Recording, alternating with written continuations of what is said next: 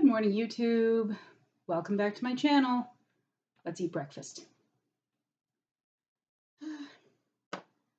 So my breakfast this morning was supposed to be an omelet, but I kind of messed it up. I guess I used my really small skillet, and which of course makes a very, when you have a very small skillet, it's going to make a very thick omelet.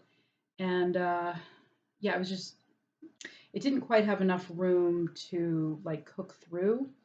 I mean, I suppose it might have if I'd let it cook for like 30 minutes or something, but then the eggs would have been like all rubbery, you know?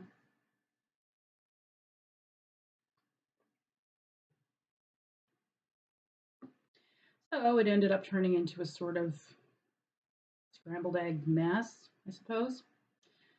Oh, sigh. Still with the forehead. Okay, there we go. That's better. Well, kind of. Now I'm really far away from my food. So maybe we can.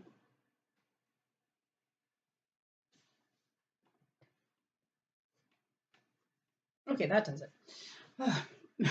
And then I shift forward in my seat immediately. I'm sitting on a bench. I don't know if that really makes any sort of difference. Okay, there we go. That'll do. You should see me before I start a video. I'm just pushing my laptop back, and yeah, I know it's a crummy camera. I'm working on getting a better one. The camera on my phone is a better camera, but my phone has, at this point, like no functional memory. I think I could take maybe a 5-minute video on it. Seems like no matter how much I erase, and I've been erasing apps, and I've been erasing videos, and I've been erasing photos. And when I say erasing, I've like first uploaded them, to storage and then deleted them. But still, and yes, I've been emptying the trash. That's a common error. Oh, but sigh, there just doesn't seem to be. There's just never enough. There's never enough to do a 30-minute video. So, laptop camera it is, until I can either find. Once upon a time, we had a really, really nice camera that has vanished. I don't know if it got left behind on our last vacation or what, or if it's just sitting in a drawer somewhere. I do have that kind of house where things end up in random drawers from time to time. I don't know, maybe you can relate. And if you can't relate, then I love that for you. But anyway, egg mess. Almost was a pun. And what we have today is obviously egg, and I put in some more of the leftover turkey, and I actually took a cheese stick and just ripped it up like you're supposed to do, and laid the strips in. So we'll see.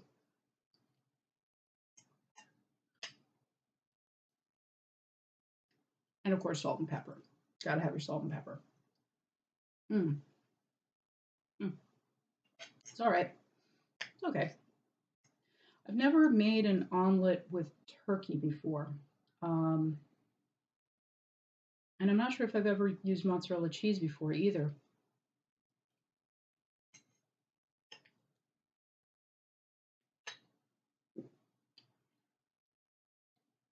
It's all right. It's not great. It's fine. The turkey, at least, is very flavorful. It was something I was worried about when I was dealing with all of these turkey leftovers. Was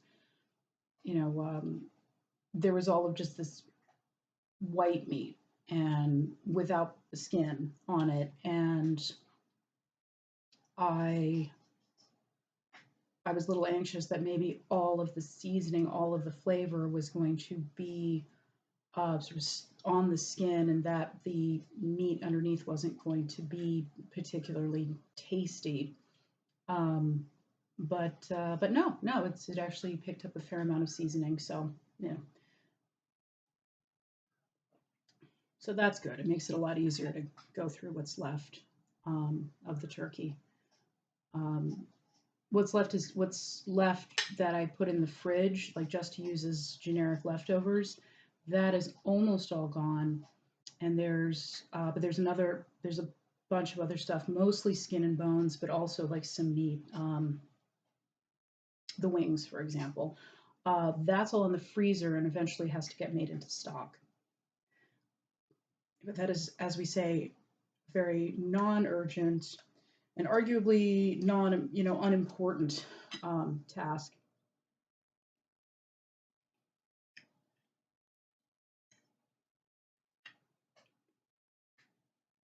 I don't know if you all are familiar with the idea of dividing up your tasks and routines into a sort of uh, grid, um, where you have in one quadrant, you have that which is both important and urgent. And then next to that, you have that which is important but not urgent. Oh, that's my phone. Speaking of not urgent, 99% chance that it's just a spam call. I get so many spam calls. Um, but where was I? Okay, so important, urgent, important, not urgent, and then what is not important yet urgent. So that which is like, it's not a big deal if you get it done or not, but if you're going to get it done, you need to get it done like immediately. Otherwise, you miss your opportunity, right? And then you have the ones that are not either, which are not important or urgent. And some people say that that last quadrant, you should literally just put an X through it. It's like, look, it's not important if you get it done, and it does. And even if you get it done, it doesn't have to get done today. I always leave those though. That's where I put my like nice ideas. It's like, well, this would make a fun craft, or here's a particular like exhibit at the Museum of Art that I really would like to see. If I miss it, it's not the end of the world, and it's not a traveling exhibit. It's going to be there like forever, so also not urgent. But I don't like to get rid of those. I have a lot of random ideas of what I think would make um, a good project, but it's not work. It would just be like a side project, possibly for money, possibly just for, laughs. Oh, but anyway. So as you can see, we're still not decorated for Christmas. Speaking of urgent, and I can't quite decide if it's important or unimportant. It certainly isn't the end of the world.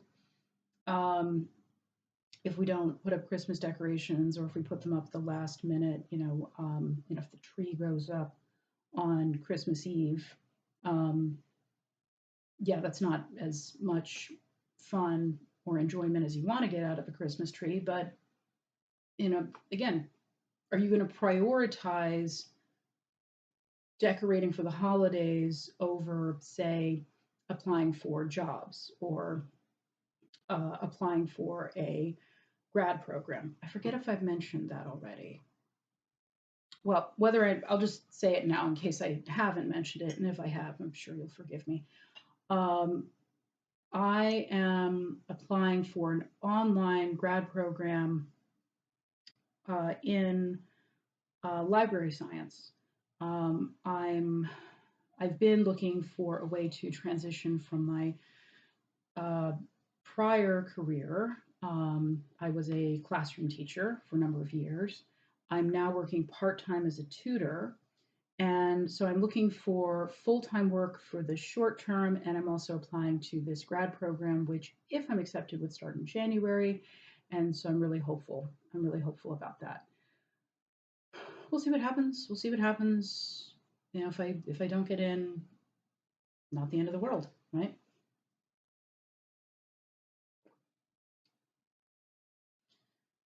So,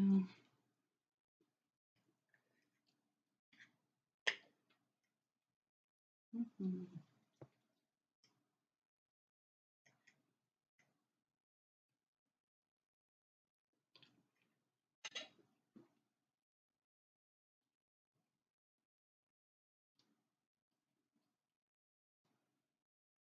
A little too salty.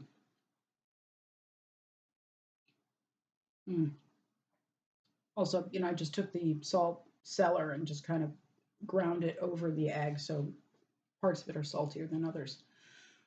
Oh, still not bad.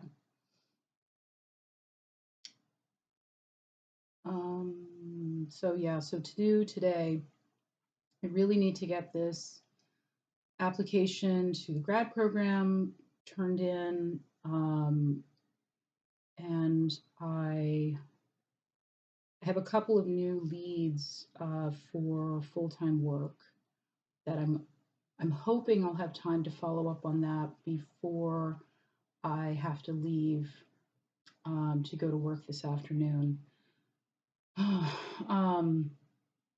But it's already after 9:30 where I am, and I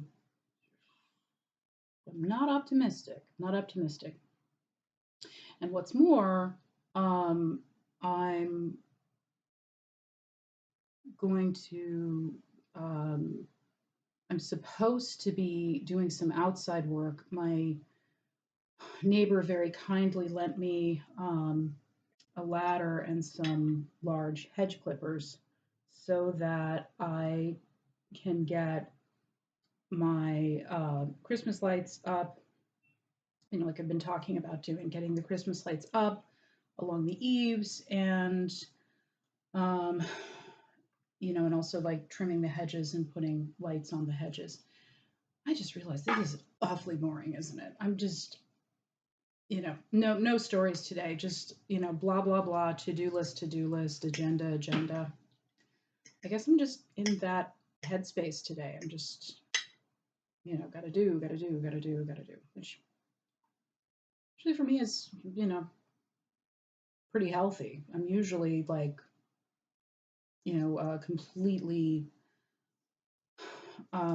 divorced, if you will, from um, whatever it is I'm supposed to be doing. Any given moment, I'm going to forget what it is I'm supposed to be focusing on, and getting distracted, at best, getting distracted by one of those unimportant, unurgent things. Like, it's like, what would be cool? What would be fun? Let's make some Barbie clothes. I've got all of this remnant fabric. I could make some great dresses. Mm. Um, and then just completely lose track of, anything from house cleaning to paying parking tickets or whatever. You know.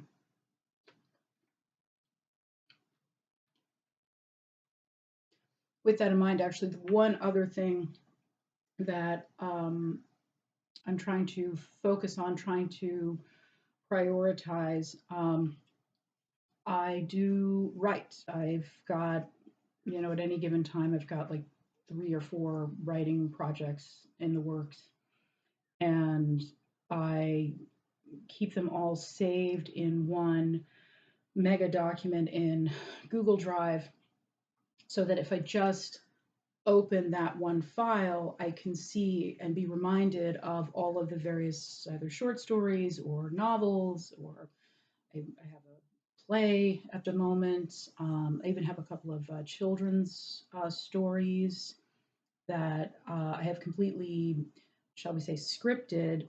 And I've been thinking about actually drawing dummy books for those, if you know what those are.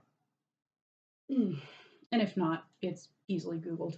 Uh, oh dear, we're almost halfway there, and look at how much food I have still on my plate. That's not good. Mm. A major part of intuitive eating is pacing yourself. Again, I don't care for the expression intuitive eating.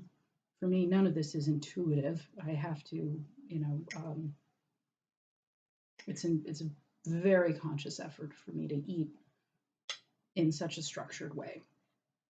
But I have yet to see a better word to describe it. If you know a better word, please comment below. Let me know because I'd love to start describing this in a different way. 'Cause like I said, I used to teach. I used to teach English, and this is just it's just bad diction. It's bad diction to say it's like, yeah, this is intuitive eating. It's like, no, honey, this is not the meaning of that word. Keep using this word. I don't think it means what you think it means.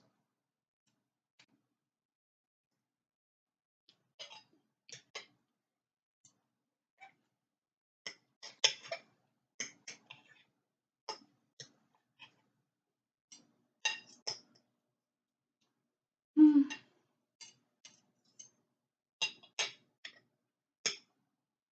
Part of the trouble, of course, I'm sure, is that I'm just talking too damn much.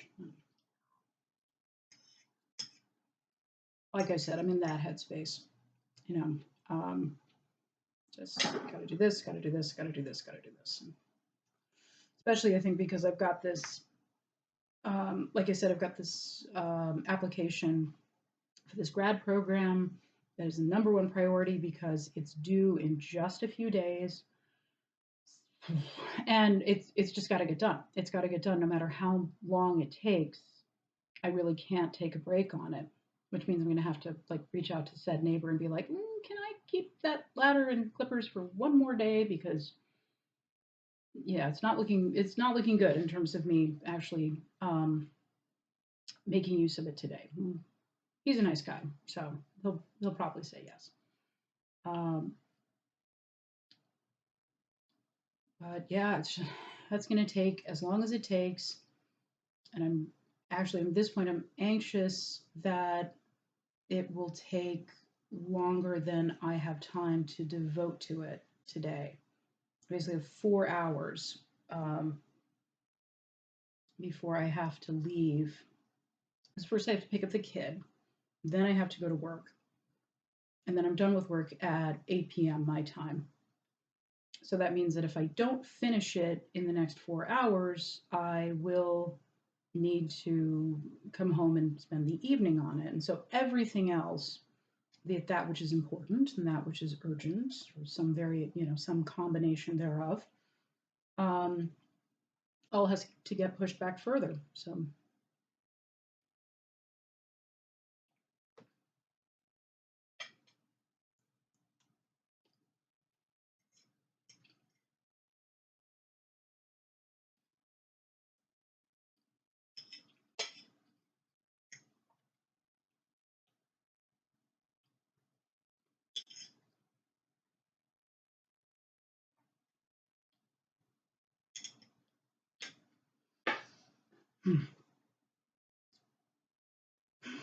still, I should probably take all this as a sort of like a positive sign, as like a healthy sign.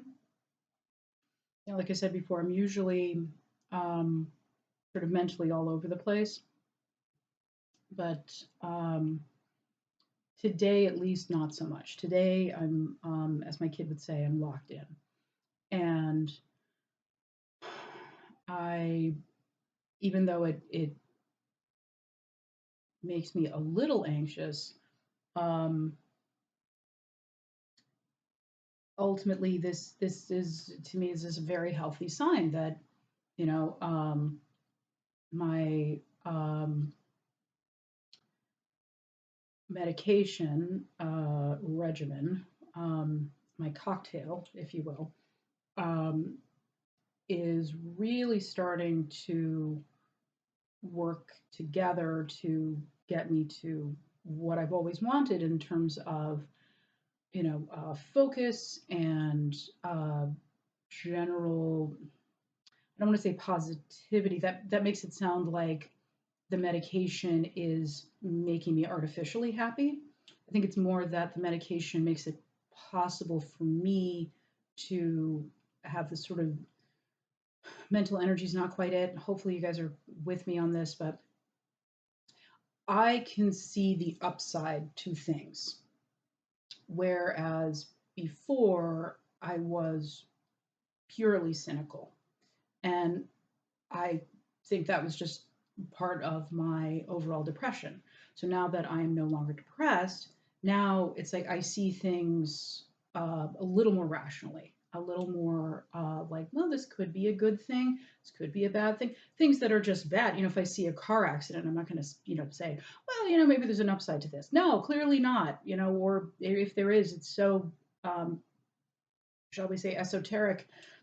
It's not worth mentioning. It's like, no, that's purely bad, and it doesn't mean I'm depressed that I can see that it's bad. Um, but so that's kind of what I mean. It's like it's not like um, I don't know if any of you have ever enjoyed psilocybin, and if you don't know what that is, you know, Google that. But that is definitely something that can make you artificially happy. Something that will, you know, um, just make you think everything is wonderful. And I'm sure there's a lot of recreational stuff that will do that for you too. Like everything's great and everybody's great and I love everyone and I love everything in the whole world. And um, yeah, this is not that. This is just me being able to see the world a little more clearly. Put it that way. Oh, the eBay stuff. Gosh, it's just I'd completely forgotten about eBay. God, that's another thing. Hmm.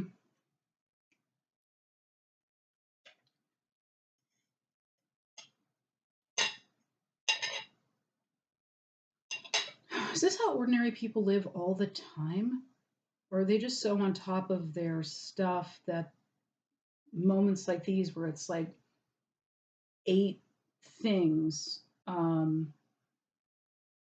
like eight important and or urgent things come to a head and they're left like got so much to do. I don't quite feel overwhelmed, but I'm close.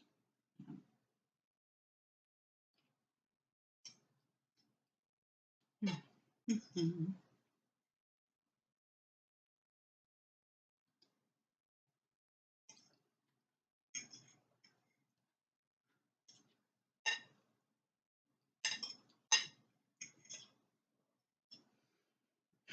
Sigh. I'm looking at my camera and it's like, wow, this is really bad. This is really bad. But maybe I'll get a nice new camera for Christmas. Wouldn't that be great? Doesn't have to be super high quality, just better than better than this.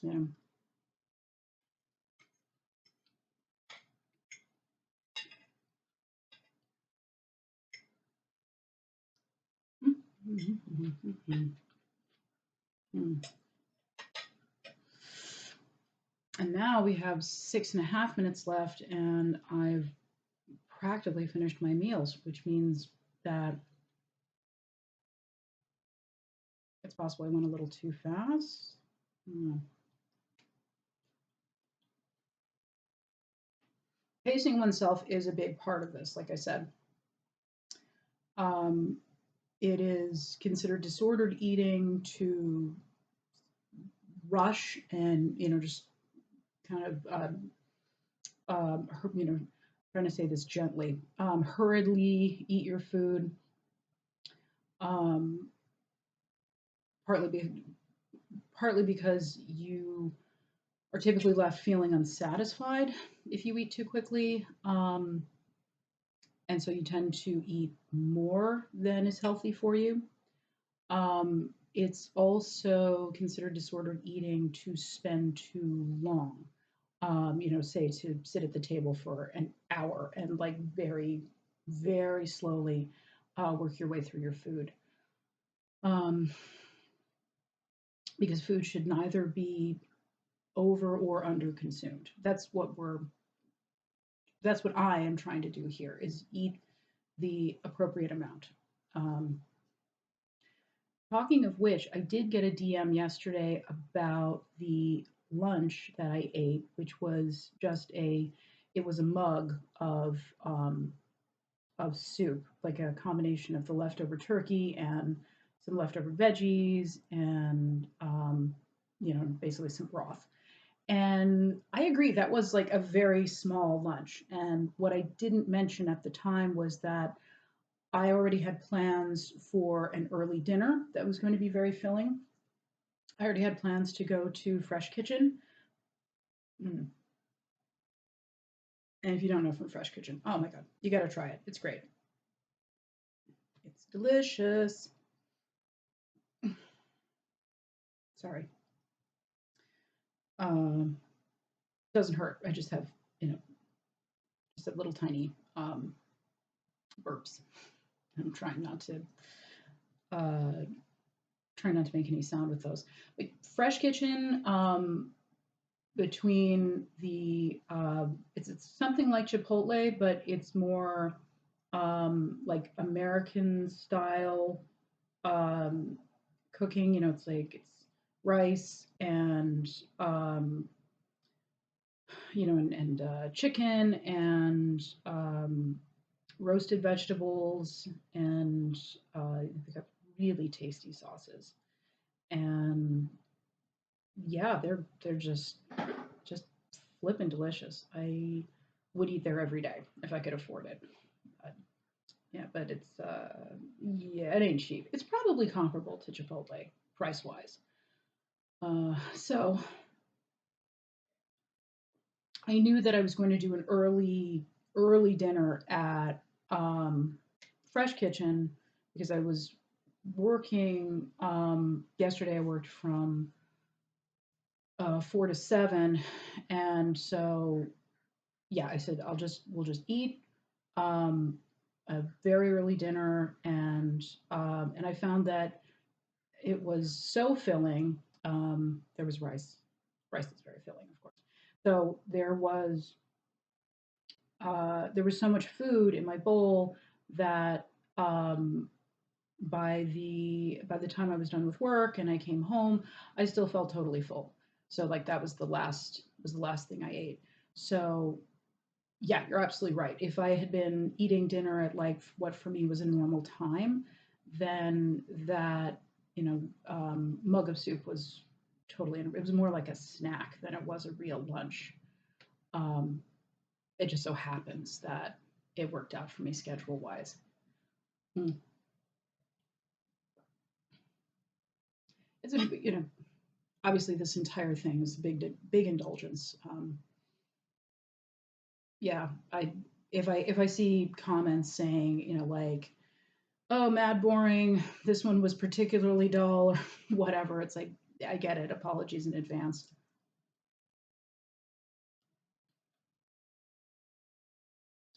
I'll try to come back in the next one with something a little more interesting, a little more anecdotal. Hmm.